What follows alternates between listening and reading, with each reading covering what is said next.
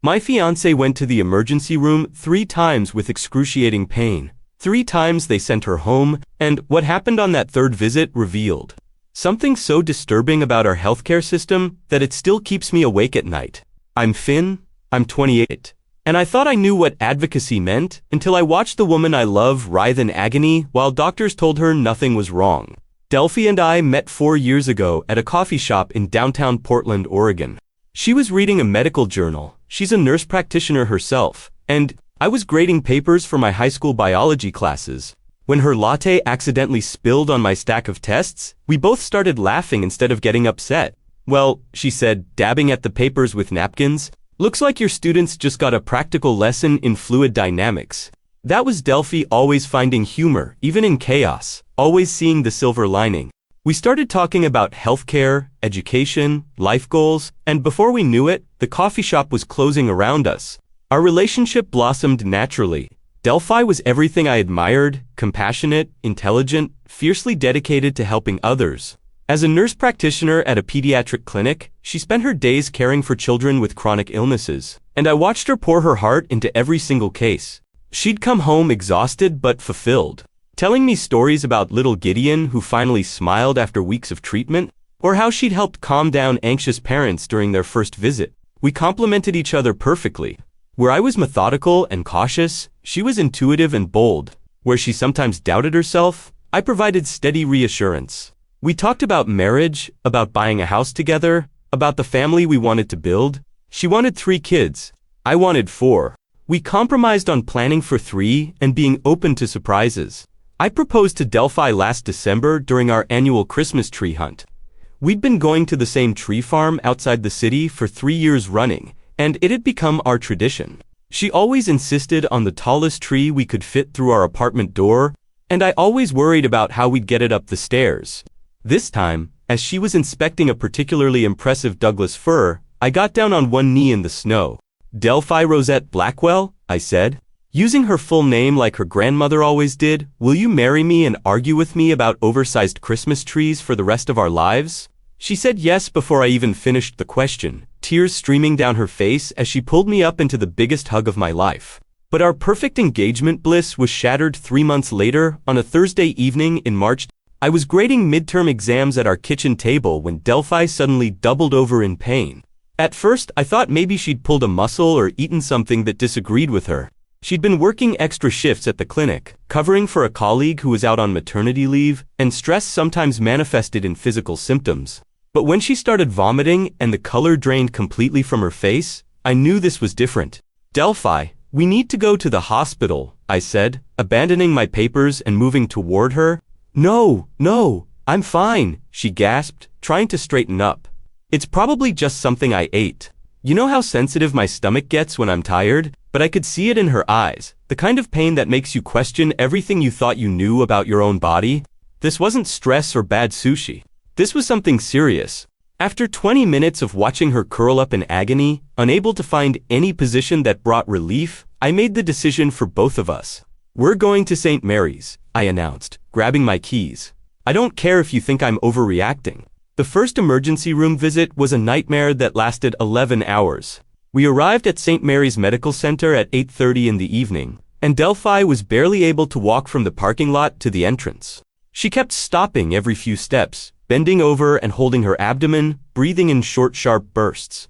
I filled out the paperwork while she slumped in a waiting room chair, her face pale and clammy with sweat. Abdominal pain, nausea, vomiting. I told the triage nurse. "It started about an hour ago, and it's getting worse." The nurse, whose badge read Maxine, looked at Delphi with what I can only describe as mild interest. "On a scale of 1 to 10, how would you rate your pain?" she asked. 8, Delphi whispered. "Maybe 9, Maxine made a note on her clipboard. "We'll call you back as soon as we can." As soon as we can turned out to be 4.5 hours. 4.5 hours of watching Delphi curl up in increasingly uncomfortable plastic chairs, running to the bathroom every 20 minutes to vomit, and apologizing to other patients for her quiet moans of pain. I watched families come and go, watched people with what appeared to be minor injuries get called back before us, watched the clock tick past midnight and then into the early morning hours. Delphi Blackwell, a nurse, finally called out at 1:15 in the morning. We were led to a small examination room where we waited another hour before a doctor appeared. Dr. Whitmore was a middle-aged man with tired eyes and the demeanor of someone who'd seen every possible emergency room drama. He asked Delphi to describe her symptoms, pressed on her abdomen in a few places, and nodded thoughtfully. "Could be a lot of things," he said, not really looking at either of us. "Could be gastroenteritis, could be stress, could be dietary. Let's get some fluids in you and see how you feel." "Shouldn't we run some tests?" I asked. She's a nurse practitioner herself, and she's never experienced pain like this. Dr. Whitmore glanced at me with barely concealed annoyance. "IV fluids first. If she doesn't improve in a couple hours, we'll reassess." They started an IV drip, and miraculously, after 2 hours of hydration, Delphi's pain began to subside. Not disappear, but become manageable. The nausea lessened, and she was able to sit up without grimacing. Dr. Whitmore returned, noted the improvement, and suggested we follow up with her primary care physician if symptoms returned. "See," he said with the tone of someone proving a point. "Sometimes the simplest solutions are the best ones. Probably just dehydration and stress." We left the hospital at 7:30 in the morning, exhausted and confused, but grateful that the pain had subsided. Delphi slept for 12 hours straight, and when she woke up, she seemed almost back to normal. We convinced ourselves that maybe it had been stress after all. Maybe her body was just telling her to slow down. But 2 weeks later, the pain returned with a vengeance. It was a Saturday morning, and we were planning to visit the farmer's market downtown. Delphi was getting dressed when she suddenly collapsed onto our bed, clutching her side and crying out in pain. This time, there was no gradual onset, no building discomfort. It was like someone had flipped a switch from normal to agony in a matter of seconds. "Not again," she gasped, tears streaming down her face. "Finn, it's happening again." This time, I didn't hesitate. We were in the car and heading back to St. Mary's within 10 minutes. The same emergency room, the same waiting area, the same uncomfortable plastic chairs. But this time felt different. The pain was more intense, more localized, and Delphi couldn't stop throwing up, even though her stomach was empty. The triage process was identical to our first visit, but this time we waited 6 hours instead of 4. When we finally saw a doctor, Dr. Chen, a woman who looked like she was barely out of residency, she seemed more interested in our previous visit than our current situation. "I see you were here 2 weeks ago for the same complaint," she said, reading from a computer screen. "The notes say you improved with IV fluids and were discharged." "Yes, but this is different," Delphi said, between waves of nausea. "The pain is sharper now, more concentrated on my right side." Dr. Chen ordered some basic blood work and another round of IV fluids. She also prescribed an anti-nausea medication that did nothing to touch the underlying pain. After 3 hours of fluids and medication, when Delphi's pain remained unchanged, Dr. Chun returned with a diagnosis that made my blood boil. "Everything looks normal," she announced, standing at the foot of the bed with her arms crossed. "Your blood work is fine, your vitals are stable. Sometimes these things are just part of being a woman of childbearing age. Hormonal fluctuations can cause all sorts of abdominal discomfort." I stared at her in disbelief. "Are you seriously suggesting this is just hormones?" "I'm suggesting that not every pain requires extensive testing," Dr. Chen replied coolly. "We've ruled out the serious stuff. My advice would be to follow up with your gynecologist and maybe consider stress management techniques." And honestly, she paused, looking directly at Delphi. "I'd recommend not coming back here for the same complaint unless you're truly experiencing an emergency." The dismissal in her voice was unmistakable. She was essentially telling us that we were wasting her time, that Delphi's pain wasn't worth investigating, that we should stop seeking help. I wanted to argue, wanted to demand more tests, but Delphi was so exhausted and demoralized that she just wanted to go home. "Let's just leave, Finn," she whispered. "Maybe she's right. Maybe I'm just being dramatic." But I knew Delphi. I'd lived with her for 4 years. I'd seen her work through 12-hour shifts on her feet, comfort grieving families, handle medical emergencies with calm professionalism. She wasn't dramatic, she wasn't a hypochondriac, she was in real pain, and they were treating her like she was making it up. For 3 weeks after that second visit, Delphi tried to manage the pain on her own. She took over-the-counter medications, changed her diet, did yoga, tried heat therapy, tried ice therapy. The pain would come and go in waves, sometimes manageable, sometimes debilitating.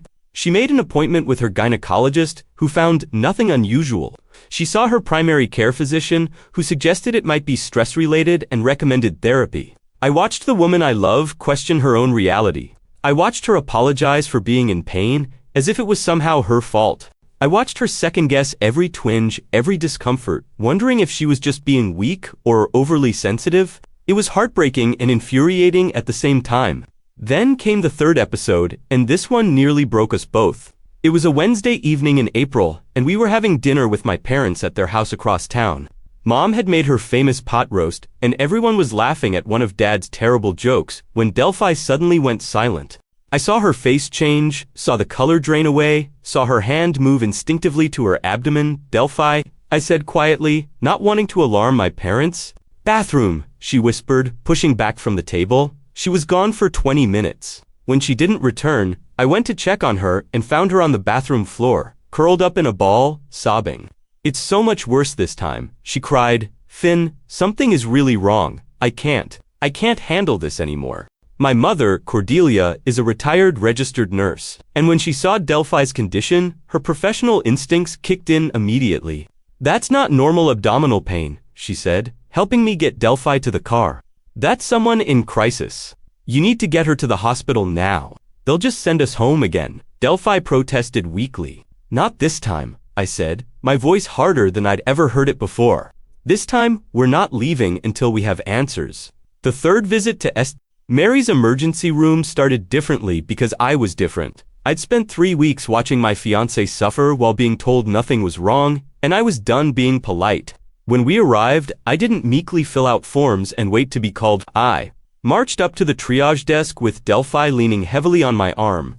"My fiancé has been here twice in the past month with severe abdominal pain," I told the nurse, whose name tag read Roberto. "Both times, she was dismissed without proper testing. This time, she's in so much pain she can barely stand, and I'm not leaving until someone figures out what's wrong." Roberto looked at us with genuine concern, the first medical professional who seemed to actually see Delphi's distress rather than just hear a list of symptoms.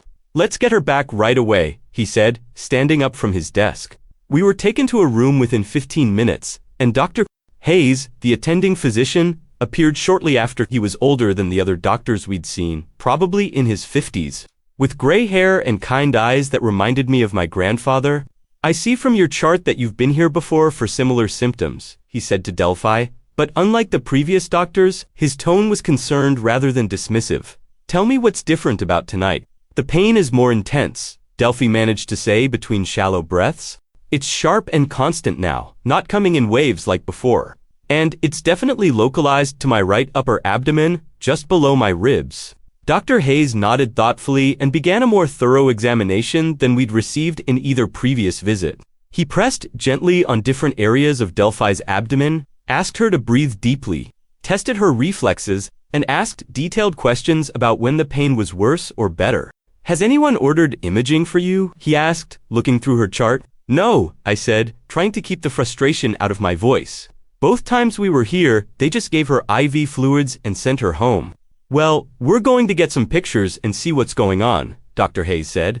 "I'm ordering a CT scan, an ultrasound, and some comprehensive blood work. This level of recurring pain deserves a thorough investigation." For the first time in weeks, I felt a spark of hope. Finally, someone was taking Delphi's pain seriously. Finally, someone was treating her like a person rather than a problem to be dismissed. The tests took several hours to complete and process, but Dr. Hayes kept us informed throughout the entire process. He explained what each test was looking for, how long results would take, and assured us that he would have answers before we left the hospital. When he returned with the results at 2 in the morning, his expression was serious but not grim. "Delphi, you have gallstones," he said, showing us the images on his tablet. "Multiple stones, including several that are quite large. One of them is blocking your bile duct, which is causing the intense pain and nausea you've been experiencing." I felt a mixture of relief and rage wash over me. Relief that we finally had a diagnosis, that Delphi wasn't crazy or dramatic or weak. Rage that it had taken 3 visits and weeks of suffering to get to this point. "Gallstones," Delphi repeated, staring at the images. That's actually a relief to hear." "I can understand that," Dr. Hayes said gently. "After being told nothing was wrong, having a clear diagnosis probably feels validating. The good news is that this is very treatable. I'm going to call our surgical team and get you scheduled for a laparoscopic cholecystectomy, gallbladder removal. It's a minimally invasive procedure, and you'll feel much better once those stones are gone. How long has she probably had these stones? I asked, though I suspected I already knew the answer. Based on their size and number, probably several weeks at least, Dr. Hayes replied, possibly longer. They would have been visible on a CT scan during either of your previous visits. The implication hung in the air between us. If either of the previous doctors had ordered proper imaging, Delphi's diagnosis and treatment could have happened weeks earlier. Instead, she'd been dismissed, minimized, and sent home to suffer. Dr. Hayes seemed to understand what I was thinking. I'm sorry you had to go through this, he said to both of us. Sometimes the system fails patients, and that's exactly what happened here. Your pain was real, your symptoms were significant, and you deserved better care from the beginning. Delphi's surgery was scheduled for the following afternoon. Dr. Morrison, the surgeon, was a warm, competent woman who explained the entire procedure in detail and answered every question we had. The operation went smoothly. 45 minutes of laparoscopic surgery that removed Delphi's gallbladder and all the troublesome stones. When she woke up in recovery, the first thing Delphi said was, "I can't believe how much better I feel already." The absence of that constant gnawing pain was immediately apparent. For the first time in weeks, she could take a deep breath without wincing, could sit up without holding her side, could speak without that underlying tension in her voice that had become so familiar. "How are you feeling?" I asked, squeezing her hand. "Like myself again," she said, tears streaming down her face. "Finn, I was starting to think I was losing my mind. I was starting to believe maybe the pain really was all in my head.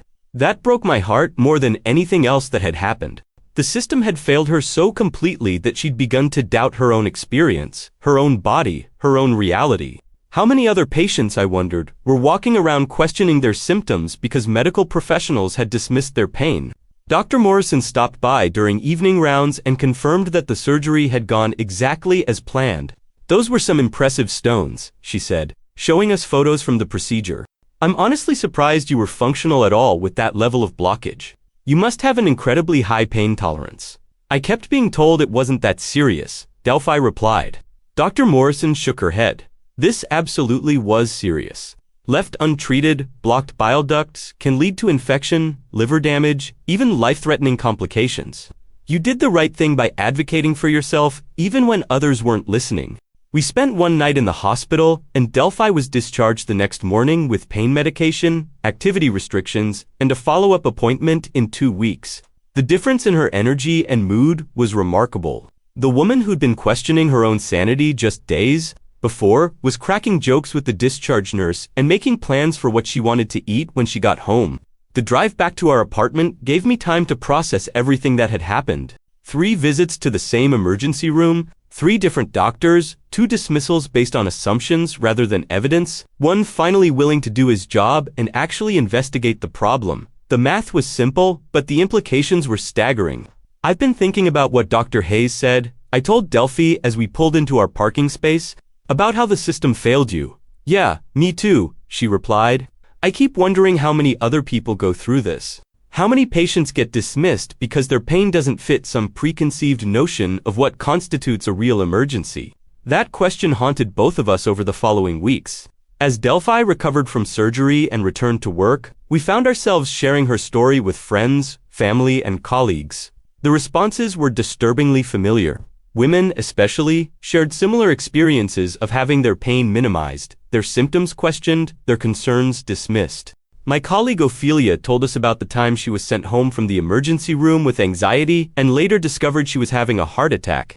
My neighbor Bastian's wife was told her severe headaches were just stress until a different doctor ordered an MRI and found a brain tumor. The pattern was everywhere once you started looking for it. But what bothered me most wasn't just the medical failures, it was the psychological impact.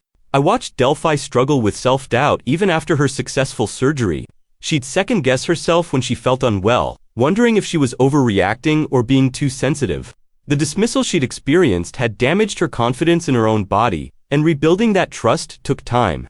"I'm a healthcare professional," she said to me one evening about a month after her surgery. "I understand anatomy, physiology, pathology. If they could make me question my own symptoms, Imagine how patients without medical training feel when they're dismissed. That conversation sparked something in both of us. Delphi began volunteering with a local patient advocacy group, helping people prepare for medical appointments and teaching them how to advocate for themselves in healthcare settings. I started research on healthcare disparities for a paper I was writing, diving deep into the data on how patient demographics affect quality of care. What we discovered was both validating and heartbreaking. Study after study showed that women, particularly young women, are more likely to have their pain dismissed or minimized by healthcare providers. They're more likely to be told their symptoms are psychological rather than physical, more likely to wait longer for pain medication, more likely to have serious conditions misdiagnosed or missed entirely. The statistics weren't just numbers, they represented millions of people like Delphi, suffering unnecessarily because the system designed to help them was failing them instead. 6 months after her surgery, Delphi was completely recovered and back to her normal routine. The small scars from her laparoscopic procedure had faded to barely visible marks, and she had no dietary restrictions or ongoing symptoms. Physically, it was as if the whole ordeal had never happened. But emotionally, we were both changed by the experience. We'd learned lessons about advocacy, about persistence, about the importance of trusting your own body even when others don't. We'd also learned about systemic failures, about unconscious bias, about how easily patients can fall through the cracks of a system that's supposed to protect them. One evening, as we were planning our wedding that had been postponed due to her health issues, Delphi brought up something that had been on both our minds. "I keep thinking about that second doctor," she said. "Dr. Chen, the way she looked at me when she said I shouldn't come back unless it was a true emergency. What if I'd listened to her? What if I'd just accepted that my pain wasn't worth investigating?" "But you didn't," I reminded her. "You kept fighting for answers even when they made you doubt yourself, only because I had you." She replied, "You believed me when I wasn't sure I believed myself. You drove me to the hospital 3 times, sat through all those hours of waiting, refused to accept the dismissals. Not everyone has someone like that." She was right, and that thought was sobering. How many patients suffer in silence because they don't have an advocate? How many accept inadequate care because they've been conditioned to doubt their own experiences? How many receive substandard treatment because of conscious or unconscious biases in the healthcare system? Our wedding took place 8 months after Delphi's surgery. On a beautiful September day in the same park where we'd had our first official date, as I watched her walk down the aisle, radiant and healthy, I thought about how different things could have been if we'd listened to Dr. Chen's dismissal, if we'd accepted that nothing was wrong, if we hadn't pushed for answers. During my wedding speech, I surprised everyone by talking about the lessons we'd learned during Delphi's health crisis. Marriage, I said, looking out at our friends and family, is about being each other's advocate. It's about believing in each other when the world doesn't. It's about fighting for each other, especially when that fight seems impossible. Delphi taught me that real love means never giving up, never accepting no when you know something is wrong, never letting anyone make the person you love doubt their own truth. I could see people in the audience nodding, some wiping their eyes. Many of them had heard about our hospital ordeal, and they understood that this wasn't just about marriage, it was about human dignity, about the right to be heard and believed when you're in pain. After our honeymoon, we threw ourselves into advocacy work. Delphi joined the board of the patient advocacy organization she'd been volunteering with, and I began writing a book about healthcare disparities and patient rights. We started speaking at medical conferences, sharing Delphi's story and challenging healthcare providers to examine their own biases and assumptions. The response has been mixed, which honestly doesn't surprise me. Some providers are genuinely interested in improving patient care and eliminating bias. Others become defensive when confronted with evidence that their profession has systemic problems. But every doctor, nurse, or medical student who listens to Delphi's story and commits to doing better makes the whole effort worthwhile. One of the most rewarding moments came when Dr. Hayes, the doctor who finally diagnosed Delphi, attended one of our presentations. Afterward, he approached us with tears in his eyes. "I want you to know," he said, "that your story has changed how I practice medicine. I've ordered more tests in the past year than I did in the previous 5, because I never want to be the doctor who sends someone home when they're really in crisis." That's exactly the kind of change we're working toward. Providers who listen first, who investigate thoroughly, who understand that their job is to help patients, not to minimize their experiences. It's been 2 years since Delphi's surgery, and we're still processing the lessons from that experience. We've learned about resilience, about advocacy, about the power of refusing to accept inadequate care. We've also learned about systemic inequality, about the ways that bias can literally be life-threatening, about how much work still needs to be done to create a healthcare system that truly serves all patients. Today, when people ask me what the most important quality in a relationship is, I don't say love or communication or trust, though all of those matter. I say advocacy. I say being willing to fight for each other, to believe in each other, to refuse to let the world dismiss or diminish the person you've chosen to build a life with. Delphi's gallbladder is gone, but her voice is stronger than ever. She uses her experience to help other patients navigate a system that can be intimidating and dismissive. She teaches people to trust their bodies, to ask questions, to demand answers, to never accept it's nothing when they know something is wrong. As for me, I've learned that love isn't just about the good times. It's about showing up during the 11-hour emergency room waits. It's about believing your partner when medical professionals don't. It's about refusing to let them question their own reality just because others can't be bothered to investigate properly. Our story had a happy ending, Delphi got the treatment she needed, and we both grew stronger through the experience. But I know that for every story like ours, there are countless others that don't end so well. Patients who give up seeking care after being dismissed, people whose conditions worsen while they're told nothing is wrong, lives lost because someone's pain wasn't taken seriously. That's why we keep telling our story, why we keep pushing for change, why we refuse to just move on and forget what happened. Because healthcare should be about healing, not dismissing. It should be about listening, not assuming. It should be about treating every patient with dignity and respect, regardless of their age, gender, race, or how many times they've been to the emergency room. If you take anything from our experience, let it be this: trust yourself, trust your body, trust your pain. Don't let anyone make you doubt what you're feeling or minimize what you're experiencing. Keep